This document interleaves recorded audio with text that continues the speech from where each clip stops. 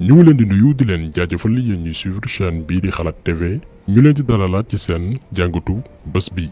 tey nag dañuy wax ci entreprise bi nga xam ni mooy Orange yaakaar naa ni bu amee ci 48 heures yi ñu weesu message yi ëpp ci ñu jot mooy ñu wax ci mbirum Orange ci ni muy doxalee ak consommateuru sénégalais yi. li waral coow li nag mooy Orange dafa xëy bés wàññi offre Illimix yi maanaam li consommateur mobile yi di am ci volume de connexion ba pare nag yokku njëg bi maanaam prix yi yóbbu ko ba 7500 4500 jàpp 1300. ñu bari ci consommateur sénégalais yi jëfandikoo service mobile bu Orange ñaawlu ko di ko dénoncer ci réseaux sociaux yi moo tax ñu ne nañ ci àddu par respect pour ñi nga xam ne bind nañu pour ñu wax ci mbir mi mais lépp rek ñu teg ko ci ay argument yoo xam ni xel dina ko mën a nangu. jéem a xam li tax Orange ñàkk a respecté consommateur sénégalais yi ba saa yu ko soobee yokk ay offre am pour ay raisons économiques daañu ci ñëw loolu lépp. wax aussi ci ñun sénégalais yi nga xamante ni ñooy consommer service su Orange yi itam lan moo ci suñu responsabilité. parce que ñun li ñu gëm xëy na keneen mën na ci bañ a ànd dañ ko koy nangul ci démocratie la ñu nekk ku ne ak sa gis-gis mais ñun li ñu gëm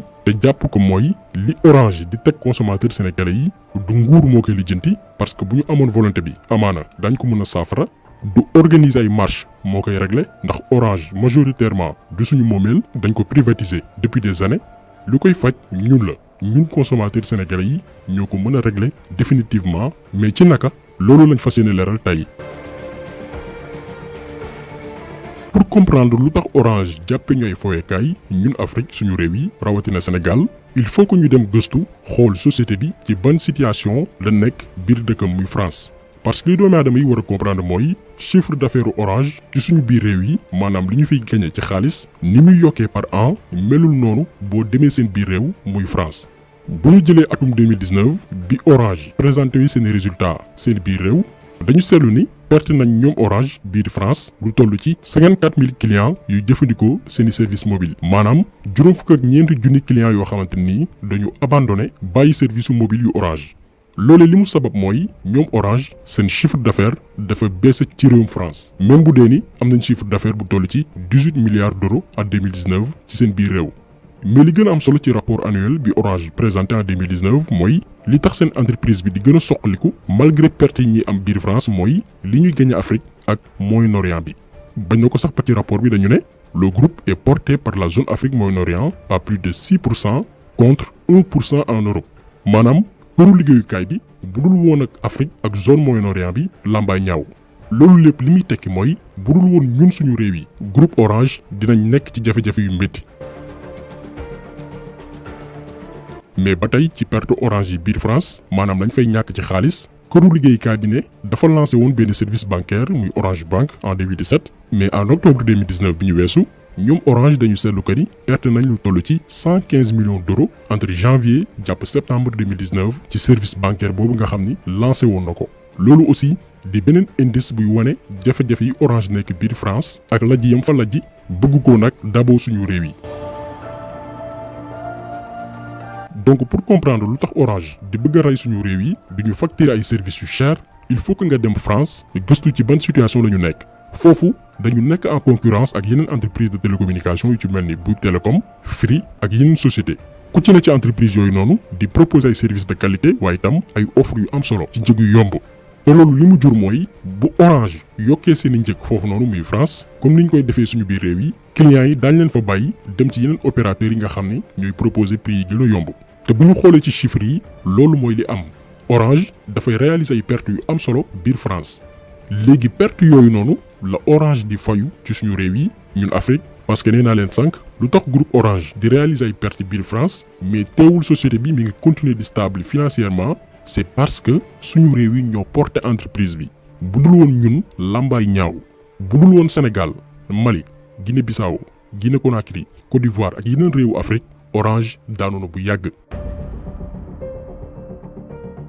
dañ leen di jox rek quelques chiffres yoo xam ni ci seen site ñoom Orange lañ ko jëlee pour que ngeen comprendre ñun ban njariñ la ñu amal këru liggéeyukaay boobu noonu. en fin 2019 fukki africains yoo jël au moins kenn am na ci puce Orange parce que ñi ngi ci lu toll ci fukk ak réew juróom-ñett ci suñu continent. en 2018 Orange am na 125 millions clients ci suñu réew yi ci chiffre d'affaires bu toll ci 5 milliards 200 millions d'euros boo ko convertir en franc CFA muy lu ëpp 3400 milliards. donc pour mën a sensibiliser sénégalais yi ci Orange faaw ñu xamal leen lii lépp parce que ñun ba tey xamuñu ban force la ñu am ak lan la ñuy représenté ci entreprise bi nga xam ne mooy Orange. li doomi aadama yi war a xam xippi ci seen i bët mooy suñu réew yi la Orange di daboué perte yi muy réaliser biir Europe maanaam ci ñun la koy fayoo te il faut que ñun ñëpp ñu yeewu ci biir boobu noonu. donc li Orange xëy bés yokku njëgu offre mobile yi amaana buñ ko bëggee sippi sénégalais yi fay liggéey tooñ leen buñ ko bëggee sippi itam responsable sénégalais yi fa amee ay poste daañu leen tooñ parce que ñoom ay employés lañ juste dañuy jot ay ordre jógee ci kaw. décision bi Orange jël yokku njëgam yi mi ngi jógee ci groupe Orange bi nekk France parce que ñun suñu réew sàggan nañ ba opérateur bi rëcc ñu tàbbi ci loxoy waa bitim réew ñoom ñoo toog xam ni Europe seen chiffre d'affaires mi ngi wàññeeku bu baax ñi ngi am ay perte léegi nag ñu ne nañ ko dabu ci réewu Afrique yi yokku prix yi ñu mën a combler suñuy perte explication bu simple bi loolu kese la. léegi nag lan moo koy saafara yaakaar naa ni ñu bari foofu la ñuy xaar. li koy faj waxoon nañ ko ci njëlbeenu vidéo bi du nguur moo koy réglé du marché moo koy réglé li koy réglé mooy ñun consommateurs yi ci naka nag lañ koy réglé mooy boycotté service Orange yi maanaam service mobile yi boycott nag boo ko déggee mënul nekk lu neex boo déggee boycott mooy bàyyi leen ngir wut ci saafara rawatina nag bu fekkee ni yow da nga boycotté yow consommateur bi ci Orange lay gën a métti te loolu daañu leen ko wan. ñu bari boo gisee lu tax duñu boycotté Orange parce que jàpp nañ ni seen réseau moo gën yeneen opérateurs yi mais ku bëgg dara faaw nga nangoo def ay sacrifice boo mënul nag def sacrifice yooyu noonu jàppal ni yow lépp luñ la teg war nga ko nangu dagan na donc toogal ne pata pataaral te wax naa leen ni bu Sénégalais yëpp boycotté Orange ñoom ñoo ciy gën a perte ndax lan moo tax ñun bu ñu boycotté ñoom ñooy gën a perte bu ñu jëlee atum 2019 bi ñu weesu Orange am na chiffre d'affaires bu toll ci 1086 milliards de francs CFA suñu biir réew muy Sénégal boolewuñ ci yeneen réew yi loolu li mu signifié mooy bu sénégalais yi jëfandikoo Orange yëpp xëyoon bés boycotté Orange pendant une semaine maanaam juróom-ñaari fan chaque jour Orange dina perte au minimum lu jege 3 milliards. ngeen yaakaar ni Orange bu pertoon plus de 20 milliards en une semaine ndax li ko sénégalais yi boycotté du dellu ginnaaw ci décision yi mu jël forcément day dellu ginnaaw ndax liy métti ci moom lay jógee.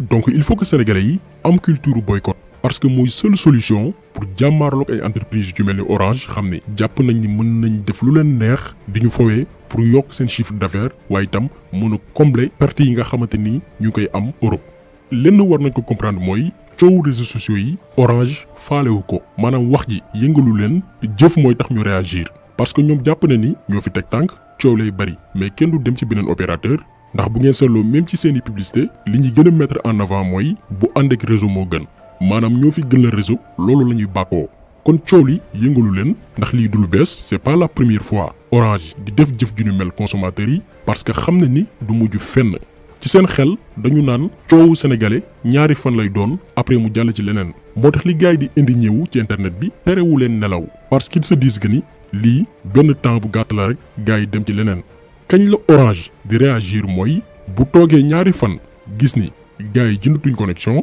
mu seetlu ni perte na ay milliards en quelques jours mu remarqué que ni gars yaa ngi tuxu di dem ci yeneen opérateur comme ni muy amee biir France bés bu loolu amee ñoo leen ko garantir Orange dina dellu ginnaaw dina changer doxalin gën a respecter consommateur sénégalais yi ñun li ñu war a xam mooy consommateur moo yor doole gi entreprise loo am doole loo am ay moyens boo amul ay clients doo mën a doxal say activité boo amul ay clients da ngay perte il faut que sénégalais yi xam ni sans ñoom Orange du exister ba fi nekk leader parce que ñoo koy jox xaalis donc pouvoir boobu noonu boo ko amee da nga ko war a xam di ko exploiter Orange ak ni muy doxalee ak sénégalais yi ay coow réglé wu ko lenn moo koy réglé mooy boycotté juróom-ñaari fan bu ko sénégalais yëpp déggoowee ne duñu jënd service Orange yi ñoo leen ko wax bés ba ca topp daañu jël ndogal wàññi seen prix service yi proposer offre yoo xamante ni yu am solo la ci consommateurs yi te loolu faw ñu conscience yi. ci fànn boobu noonu am na ay sénégalais yu lancé benn page Facebook tuddee ko boycottons Orange Sénégal benn page la boo xam ni bépp action bu gars yi di mëne jëm ci boycotter service Orange yi ngir mu soppi doxalin ci page boobu noonu lay amee donc na ñëpp suivre page boobu noonu mën a xam yenn démarche la gars yi di mëne ngir Orange respecter sénégalais yi jox cër consommateurs yi nga xamante ni ñoo koy jox xaalis ndax lu coow li bëree bëri Orange mooy lu kenn consommateurs yi ñoo tax mu nekk fi. donc jàngat bi tey loolu woon ñu ngi leen di gërëm di leen jaajëfal di leen di daje beneen yoon ci beneen jàngat jaa ngeen jëf.